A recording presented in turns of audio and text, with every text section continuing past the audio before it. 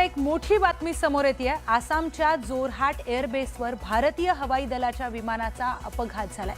एअरबेसवर landing करत असताना हवाई दलाचं AN-32 कार्गो विमान क्रॅश झालं।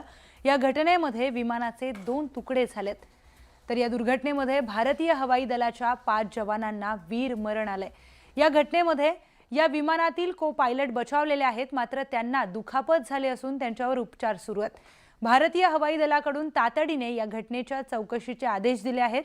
भारतीय हवाई दलाने कोर्ट ऑफ एन्क्वायरीचे आदेश दिलेले आहेत आणि या अपघातामध्ये को-पायलट बचावला असून या चौकशीमध्ये त्यांची भूमिका मात्र निर्णायक ठरणार आहे।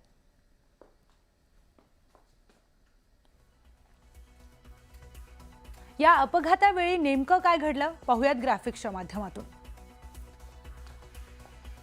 तर अपघातावेळी नेमकं काय झालं पाहूयात। आसामच्या जोरहाटमध्ये IAF AN-32 हे विमान कोसळलेलं आहे।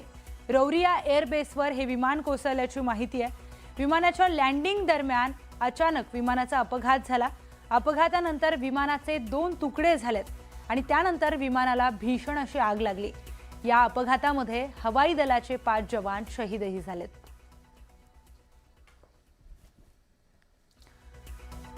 पुढच्या बातमीकडे आता वळूयात। हिमाचल प्रदेशमध्ये सध्या पर्यटकांचा कल वाढत चाललाय। वीकेंड असल्यामुळे कुलू मनालीकडे जाणाऱ्या हजारो पर्यटकांमुळे चंदीगड मनाली राष्ट्रीय महामार्गावर मोठी वाहतूक कोंडी पाहायला मिळत आहे। चारही बाजूंनी बर्फाची चादर आणि रस्त्यावर वाहनांच्या लांबच लांब रांगा लागल्या होत्या। काही ठिकाणी 1 किलोमीटर अंतर पार करण्यासाठीही 1 तास लागतोय। वाढत्या गर्दीमुळे मंडी कुलू राष्ट्रीय महामार्ग आणि अटल टनेल मार्गावर गाड्यांच्या 10 किलोमीटर पर्यंत लांबच लांब रांगा लागल्यात। पर्यटकांना अनेक तास ट्रॅफिकमध्ये अडकून पडावं लागतं।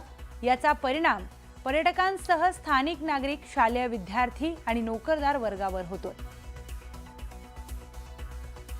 तर वीकेंड असल्यामुळे कुलू मनाली रस्त्यांवर वाहनांच्या लांबच लांब रांगा पाहायला मिळतात। मोठ्या प्रमाणात पर्यटकांनी कुलू मनालीला जाणं पसंत केलंय, त्यामुळे मोठ्या प्रमाणात वाहतुकीची कोंडी सुद्धा इथे झाल्याचं पाहायला मिळतंय।